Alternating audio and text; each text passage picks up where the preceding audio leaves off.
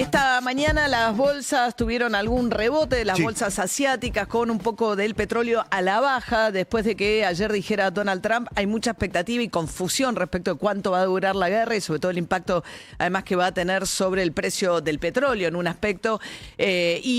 Cuando ayer Donald Trump dijo que la guerra ya estaba prácticamente terminada, había rozado los $120 el barril, ahora bajó sensiblemente. Sí, está un poco arriba de los $90. Las bolsas europeas y asiáticas están teniendo un rebote, con lo cual hay que ver cómo transcurre el resto del día. Pero sí, es todo muy volátil, porque las señales de Trump son muy confusas respecto de... Él había arrancado, cuando arrancó el ataque conjunto con Israel contra Irán, dijo que iba a durar 4 o 5 semanas. Después, cuando empezó a subir tan rápido el petróleo, porque Irán empezó a perturbar el tránsito por el estrecho de Hormuz, de donde salen la gran parte de la producción de los países de los Emiratos Árabes, tanto de gas como petróleo, a partir de ahí empezó a subir el petróleo, se empezó a sentir en Estados Unidos con la suba del combustible, el galón, como se vende en Estados Unidos, y ahí dijo primero que iba a ser una suba muy temporaria, que era más importante librar la guerra contra Irán que pensar en el efecto inmediato sobre el precio del combustible, y después salió y dijo que estaba prácticamente terminada. Veremos qué dice hoy. O sea, todo esto es realmente muy volátil. Mientras tanto, en la Argentina también ya se siente el impacto sobre los surtidores de nafta calladitos, porque no hay un anuncio. En lo que va de marzo ya subió un 7% el precio del combustible en la Argentina. ¿Qué dijo Horacio Marín, el presidente de YPF, ayer? Va aumentando muy poco, pero va aumentando. Va aumentando muy poco por cómo nos va afectando. Que vamos a ser honestos. Si vos tenés que cargar mañana, carga hoy. En todos lados, ¿no? Porque si vos querés que las cosas vayan aumentando, carga antes. Bueno, el propio presidente de YPF dándote el consejo de cargar, como si cambiara mucho la situación, ¿no? En un tanque, no sé cuánto te puedes ahorrar de un tanque al otro. La cuestión es el efecto duradero. ¿Por qué? Porque las naftas, ya decíamos, subieron un 7% en lo que va de marzo y todavía no trasladaron... la totalidad del cambio del valor del barril de petróleo. Digo, la nafta super ya está como plantada arriba de los 1.700 pesos. Y la premium está cada vez más cerca de los 2.000 pesos el litro. YPF no va a generar cimbronazos en los precios de los combustibles, dijo, ¿no? O sea, el combustible sube por efecto de la suba del dólar, que está bastante planchado, o por efecto de la suba del precio internacional, al cual eventualmente se podría exportar. Sí, porque ya no existe más lo que se conocía como el barril criollo, donde las petroleras le tenían que vender primero al mercado interno y después lo que les sobraba lo podían exportar. Hoy las petroleras pueden venderla a quien quieran y exportar es el mejor negocio. Entonces el precio está atado al precio internacional. La cuestión es que en ese contexto ayer se conoció el número de inflación de la ciudad de Buenos Aires, que cayó respecto del mes de enero del 3,1%, del 3,1 a 2,6, cayó 0,5 puntos, pero con o sea, por un lado retrocede, pero sigue arriba 2,5 puntos la inflación, con un problema adicional, que es que lo que más subió es la llamada, por fuera de la inflación, lo que sube son los precios no regulados.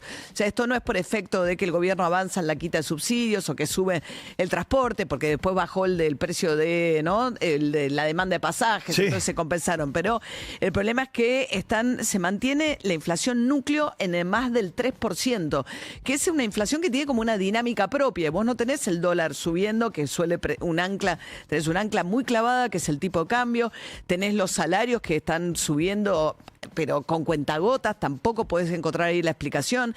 Milei dice que no emite, a pesar de que el Banco Central está comprando dólares, con algo lo está comprando. Entonces la pregunta es, ¿qué está pasando? O sea, a la solución que prometió darle Milei a la inflación, bueno, está clavada en un número que es muy alto para que todas estas variables estén como están. Sí, a ver, la inflación hubiese sido más alta, como bien decías, por el tema transporte. Digo, transporte de la Ciudad de Buenos Aires es inflación pasada más el 2%, lo que pasa es que cayó 0,4% porque cayeron 32% los pasajes aéreos. Y en la Ciudad de Buenos Aires, como tenés el aeroparque, te entra todo eso, pero regulados y no regulados te da arriba del 3%. Mientras tanto, Javier Milei ayer habló en la Universidad Yeshiva en Nueva York y dijo lo siguiente: está grabado con un celular de un asistente, es una grabación casera, así que no tiene la mejor calidad. Digo, porque nos han metido dos bombas, una en la AMIA y otra en la embajada. son los enemigos, pero además tiene una alianza estratégica con Estados Unidos e Israel. Es increíble cómo el mundo se salvó por un centímetro, y fue esa bala que no le pegaron a Trump. Bueno, acá adhiere a una teoría muy mesiánica, ¿no? De Trump, de que se salvó el mundo. ¿Por qué? Porque Trump se salvó su vida durante la campaña electoral cuando le dispararon desde el techo en un acto de campaña y esa bala le rozó la oreja después y de haberle dado, evidentemente lo mataba. Y entonces Trump tiene una idea de que hay una especie de señal divina, de que es el elegido para salvar el mundo a partir de haber salvado su vida en ese atentado. Y Milei, que está cada vez más mesiánico, además, y mezcla cada vez más las cuestiones religiosas con los posicionamientos políticos de un Estado como el Estado argentino, que es laico, pero bueno, tiene también este componente mesiánico de que la bala que le rozó la oreja a Trump salvó al mundo porque no lo mataron a Trump, no fue víctima de ese atentado. Mientras tanto, también dijo lo siguiente sobre las motivaciones detrás de la guerra. Irán no solo que estaba enriqueciendo uranio de una manera verdaderamente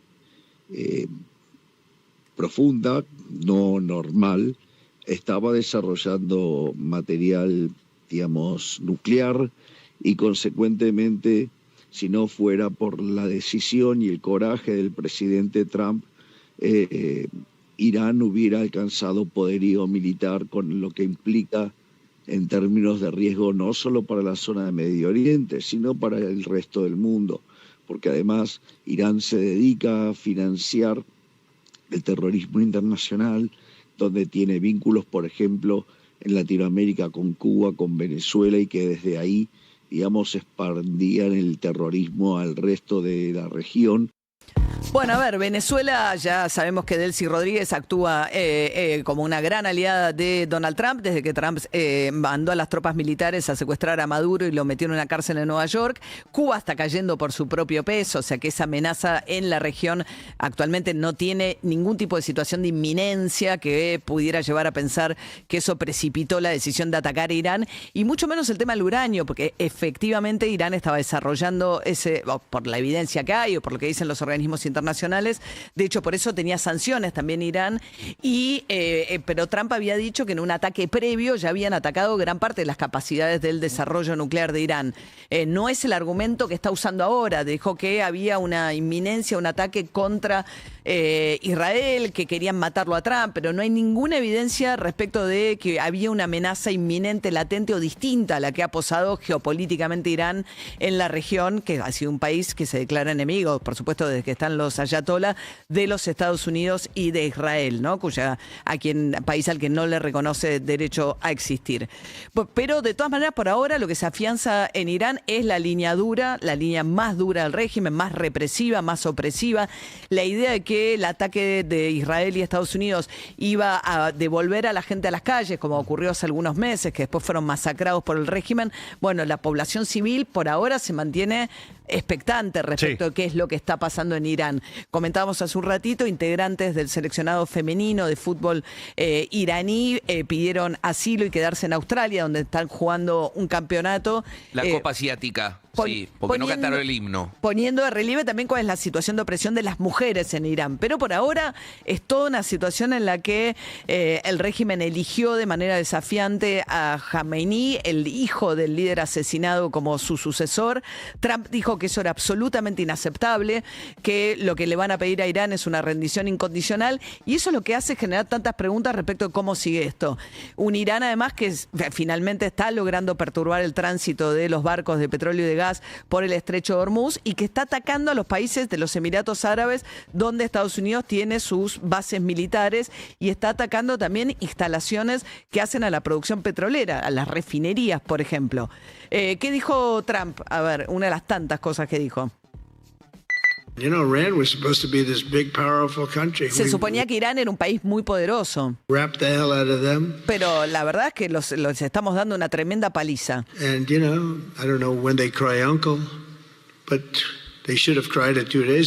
No sé cuándo van a tirar la toalla finalmente, pero debieron haberlo hecho hace 2 días. Pero igual no tienen nada más. Todos me dicen, asegúrate de ganar la guerra. Y la vamos a ganar. En realidad, de muchas maneras ya la ganamos, pero no hemos ganado todavía lo suficiente, ¿no? Como diciendo, debió haber tirado ya la toalla porque los aplastamos, pero no tira la toalla Irán, según el propio Donald Trump.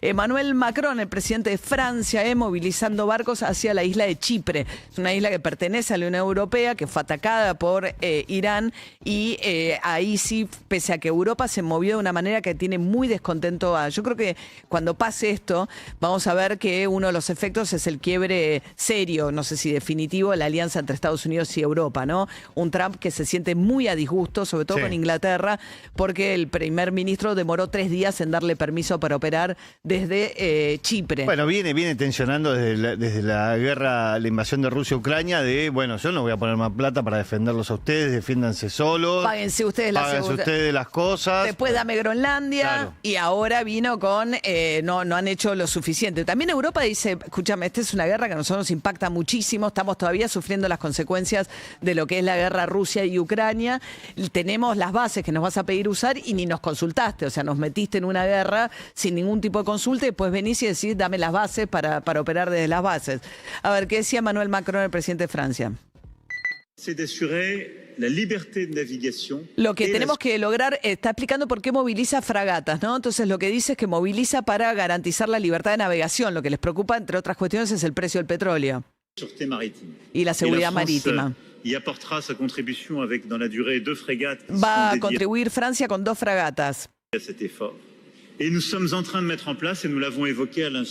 Bueno, y después dice que están evaluando si va a ser una misión puramente defensiva y de apoyo o si tiene como objetivo entrar directamente como escoltas de los portacontenedores y petroleros para abrir la zona del estrecho de Hormuz, que es esencial para el comercio internacional. Claro. Lo que pasa que ahí el problema que tiene es que los seguros le están diciendo, o sea, por más que entre escoltado por Estados Unidos o por los barcos franceses... No, los seguros están o se incrementan, pero un 500%, o dejan de cubrir situaciones de guerra.